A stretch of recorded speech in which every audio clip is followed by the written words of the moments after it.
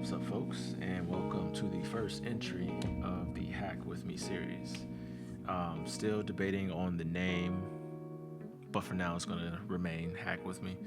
Um, so, on this entry of the series, we'll go over the certificate or the cert that I purchased, and I have like a year to actually take the test and either pass. I think there's one retest that you can take as well, but we'll go through, I guess, just kind of like an about me, or not about me, but like an about portion of the cert and how it was built, as well as start on one of the lessons I did, one already, which was the offensive. It was like a basic offensive security intro. There it is. So I did that already just to kind of get a taste of it. And then we'll go through the defensive security intro. It'll be pretty short. There are only like three tasks to go through. And yeah, so we won't be diving too much into that. And then on future episodes, we'll do like multiple modules. So, but just to give it like an overview of what the SEC1 certificate is pretty much their foundational certification. They created this cert not too long ago. I'm a part of a community. I've been a part of this the CyberWorks community for a while. Like I got some stickers and shit. And a while ago I was looking into getting into cybersecurity, and I found that community, and I've been in and out, and I'm kind of the one, probably only like professional like dev in there. There's a lot of people that are professional cybersecurity engineers or IT, but at the same time, there's nobody building sites or building things like I am. So like I'm a part of the content creator community within that Discord. So that's been pretty fun to kind of like get other people's opinions on certain things, and then I have an outlet to push my content for what I was building before with my Creatures of Habit app and all the blog posts that I was creating. I was posting it through there, and I was getting some feedback and just some, I would say, interaction with that community, along with other communities that I'm involved with, as well as my own personal community.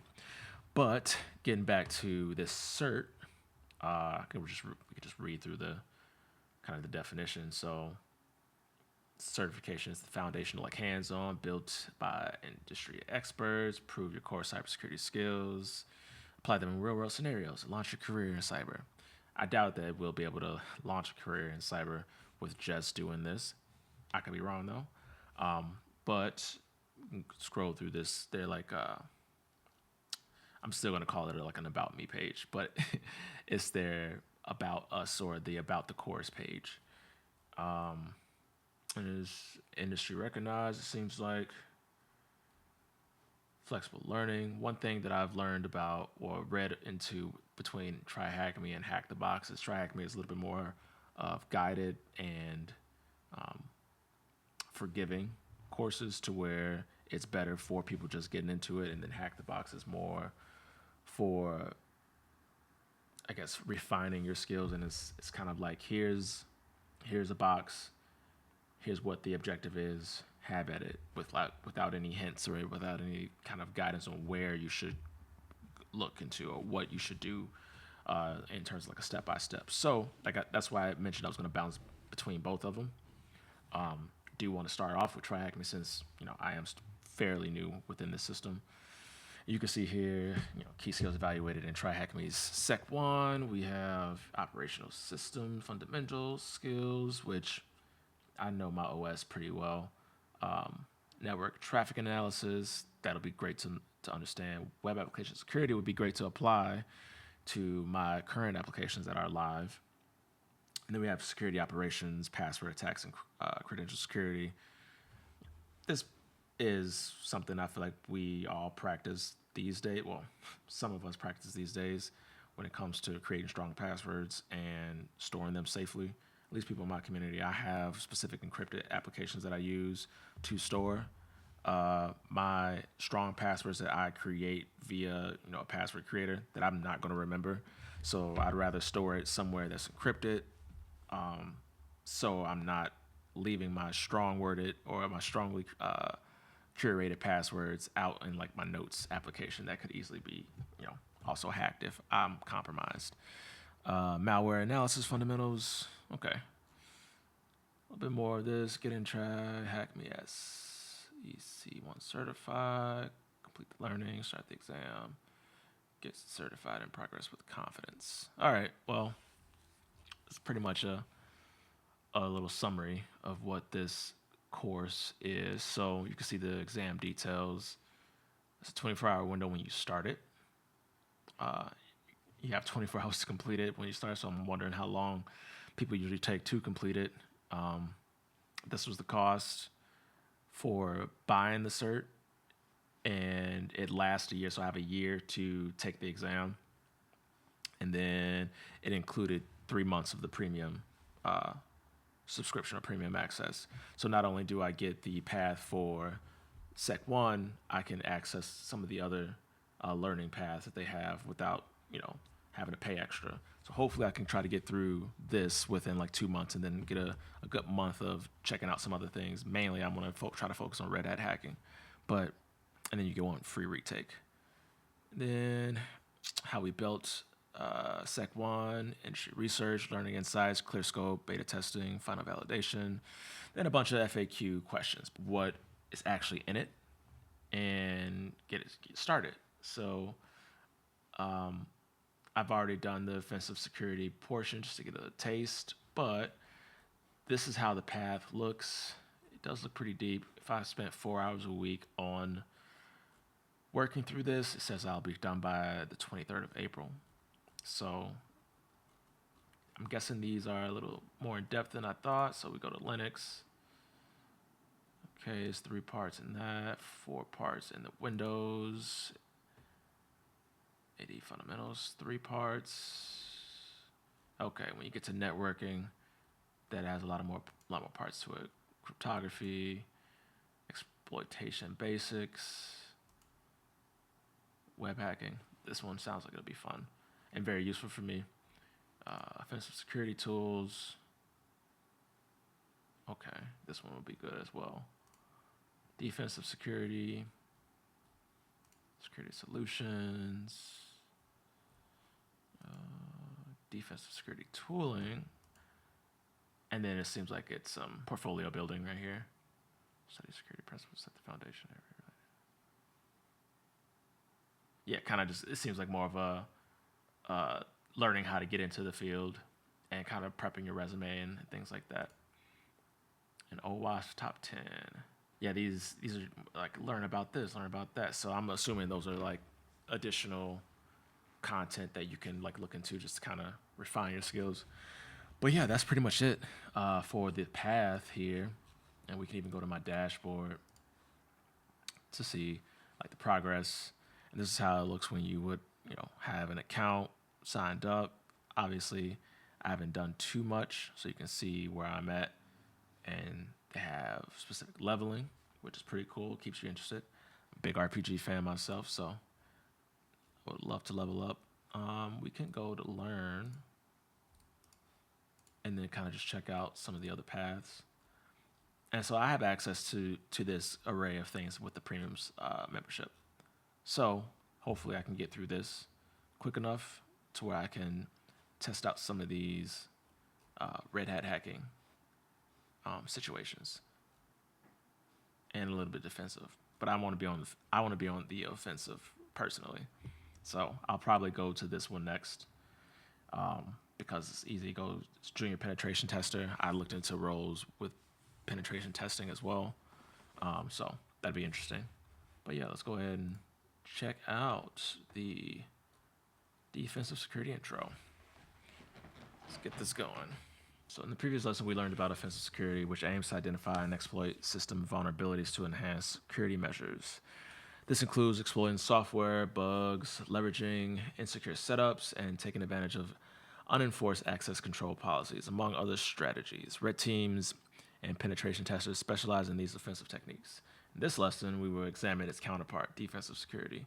It is concerned with two main tasks: preventing intrusions from occurring and detecting intrusions when they occur and responding properly.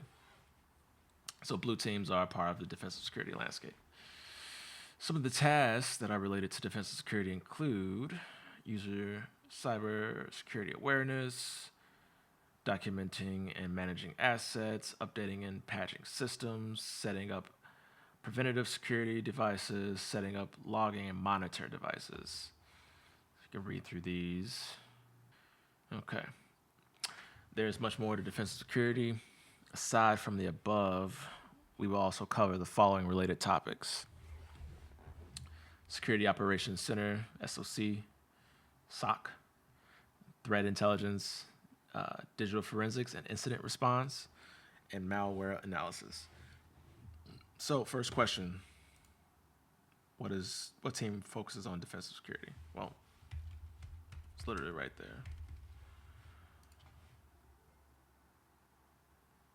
Oh, look at that.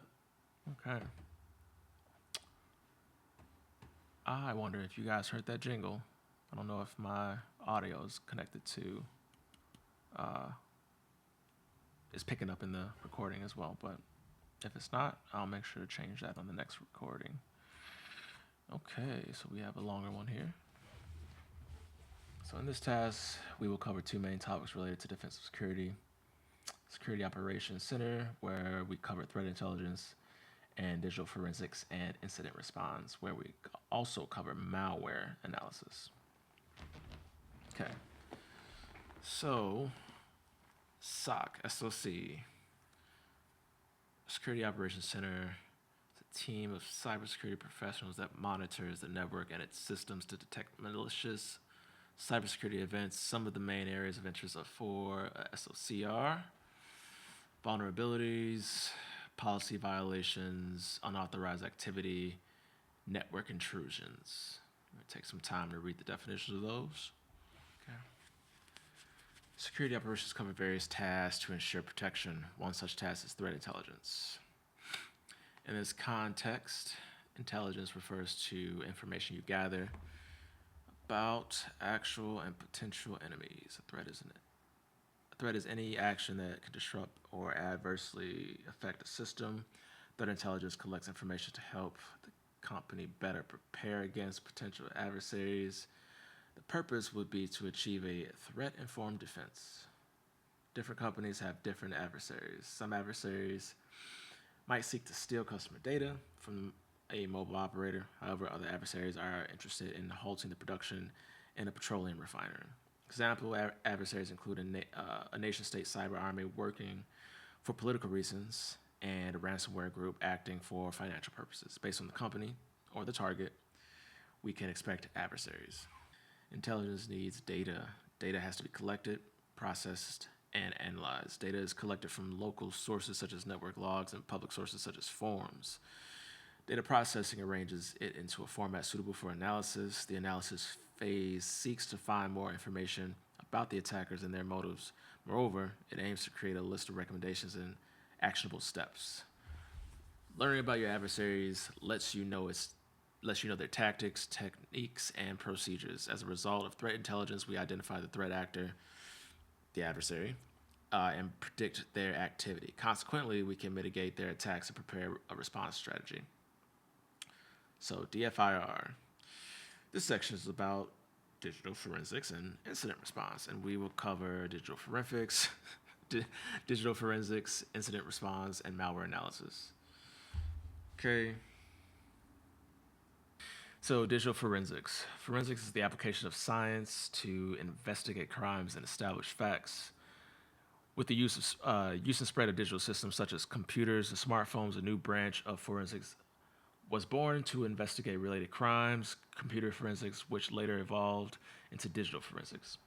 In defensive security, the focus of digital forensics shifts to analyzing evidence of an attack and its perpetrators, and other areas such as intellectual property theft, cyber espionage, and possession of unauthorized content. Consequently, digital forensics will focus on different areas such as file systems, system memory, system logs, and network logs. Incident response. An incident usually refers to a data breach or a cyber attack. However, in some cases, it can be something less critical, such as misconfiguration, an intrusion attempt, or a policy violation. Examples of cyber attack include an attacker making our network or system inaccessible, defacing the public website, and data breach, which is still in the company's data. How would you respond to a cyber attack? Incident response specifies the methodology that should be followed to handle such a case. The aim is to reduce damage and recover in the shortest time possible. Ideally, you would develop a plan that is ready for incident response.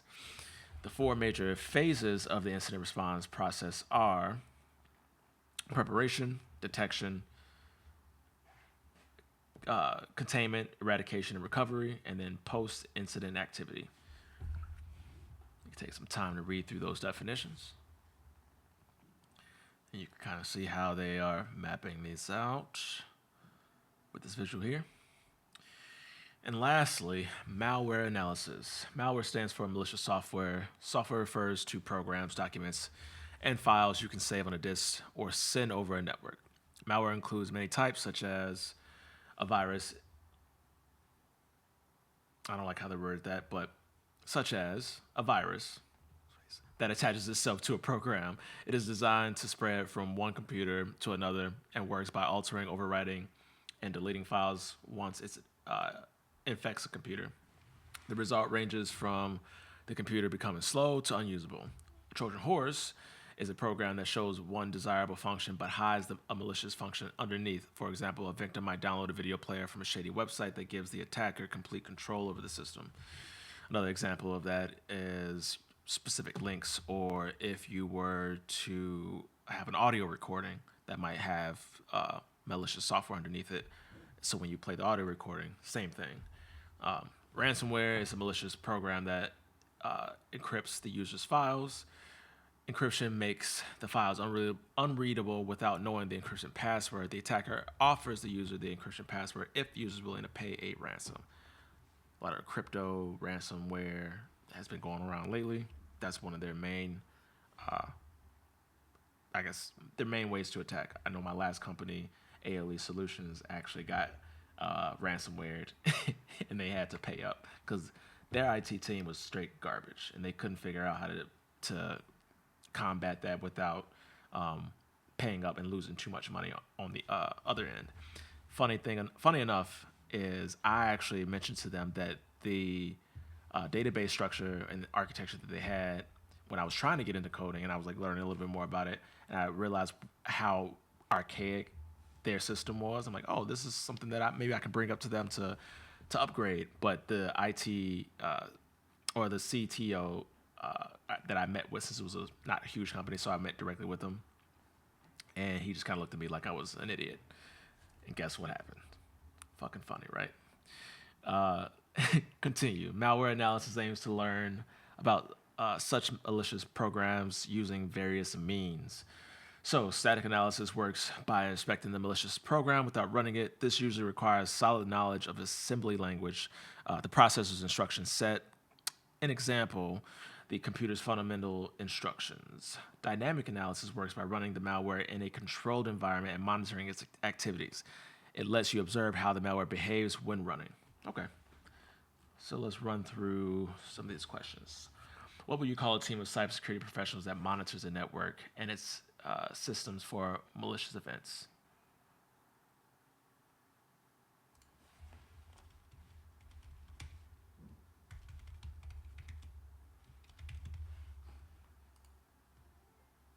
All right.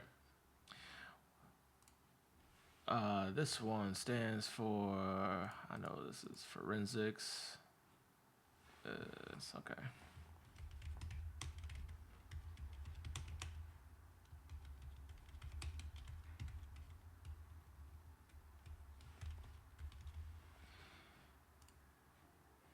Which kind of malware requires the user to pay money?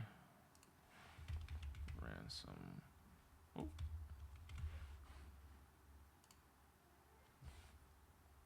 All right. Third module. All right, now we get to pull up an actual simulation. So cool.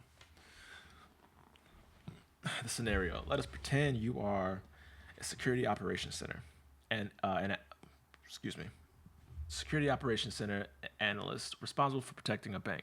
This bank's SOC uses security information and event management. Uses a security information event management tool, which gathers security-related information and events from various sources and presents them in one dashboard. If the SIEM finds something suspicious, an alert will be generated.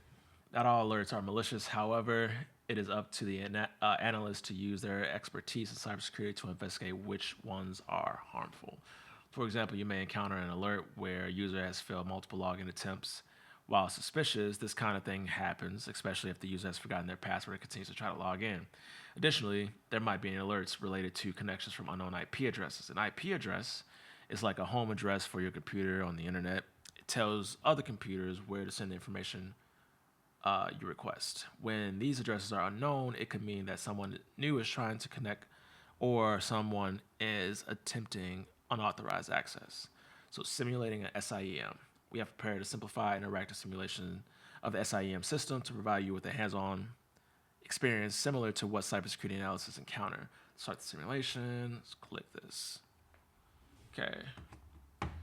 This has, okay. I don't care about that. So this actually will open a static site on the right of your screen.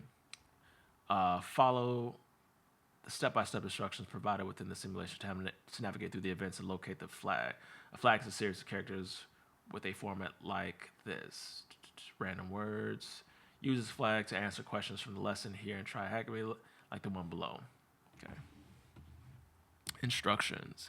Inspect the alert in your SIM dashboard. Find the malicious IP address from the alert. Make a note of it, and then click on the alert to proceed. So they're just going to... Okay, I can see why people say this is straight up hand holding. So they're just going to tell me. Unauthorized connection attempt from the IP address. Successful. The user John Doe logged into multiple failed login attempts from John Doe.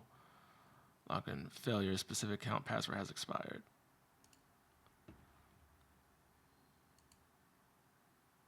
Their website internet allows you to check rotation IP address whether it's malicious or not.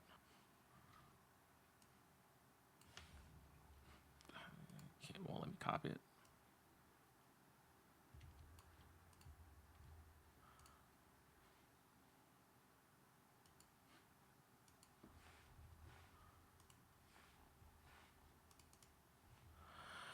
There are many open source databases out there like Abuser PDB and Cisco Talos Intelligence, where you can perform a reputation and location check for the IP address. Most security analysts use these tools to aid them with alert investigations. You can also make the internet safer by reporting the malicious IPs. For example, on Abuser PDB. Now that we know the IP address is malicious, we need to escalate it to a staff member. Why they gotta call out China?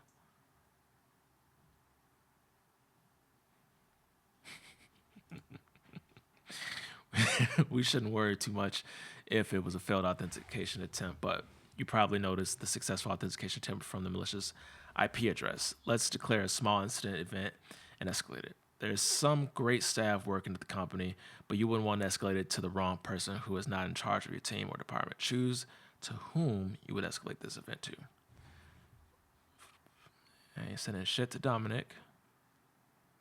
I ain't sending shit to Carolyn. Because she just does the architecture. Will is going to get this work.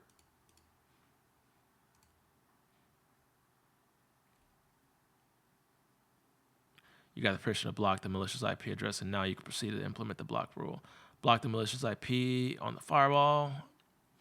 Okay. You block the malicious IP. Da-da-da. Sweet.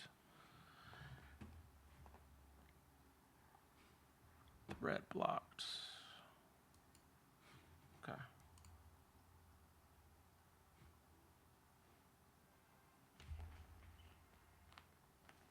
All right. So that's it. Okay. Learned a little bit there. Learned about SOC. DFIR, and then malicious shit and malware.